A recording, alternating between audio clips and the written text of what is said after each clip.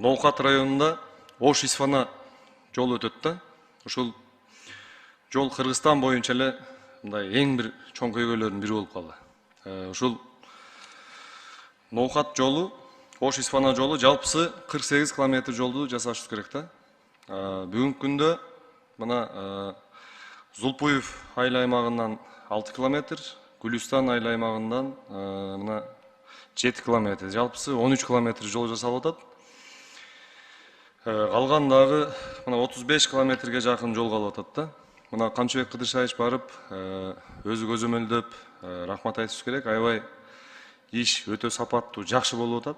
Мына ушул калган элдерден да кайрылуулар түшүп атат да. Төлөс айыл өкмөтү, мына Кулатов айыл өкмөтү, жана башка айыл өкмөттөрдөн мына Ноокатты аралап, ушул Ошко барганда же Борборго келгенде ушул жолдор толугу менен бүтүп калса аябай жакшы болот эле деп.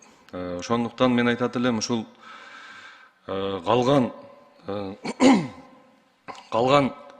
жолдорубузду дагы ушул биздин долбоорго киргизсек. Себеби бул Ноокаттын жолу, бул улуу жибек жолу десек болот. Кыргызстанды байланыштырып турган чоң жолдордун бири. Баткен обласы каттайт, Ош облусу каттайт, Өзбекстанга бара турган жол. Бул жолдон чоң жүк ташуучу машиналар өтөт. Мына жана андан сырткары ушул Ноокат жолу мына Ноокаттын так борбору менен райцентрди аралап өтүп атат да.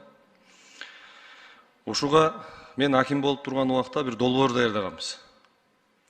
Айланып өтө турган айлампа жол деп. Ушул айлампа жолдун дагы проектисин киргизсек жакшы болот эле. Мына министрибиз да барып, өзү да көрүп келди. Ушул айлампа жолду ачышыбыз керек да. Себеби аябай автоунаа тыгын болуп атат. Машинанын баары Ноокаттын ушул борборунан аралап өтүп, чоң жүк ташуучу машиналар өтүп атат. Транзиттик машиналар өтүп атат. Ушулардын баарын биз айлампа жолго салышыбыз керек. Антпесек бул автоунаа тыгыны бүгүнкү күндө чечилбейт. Ошон үчүн Алмаз Акымжанович өзүңүзгө да бир белгилеп алсаңыз, ушул Ноокаттын биринчи калган километрлерин асфальт төшөө боюнча, анан экинчиден ушул айлампа жолун сөзсүз ачышыбыз керек да.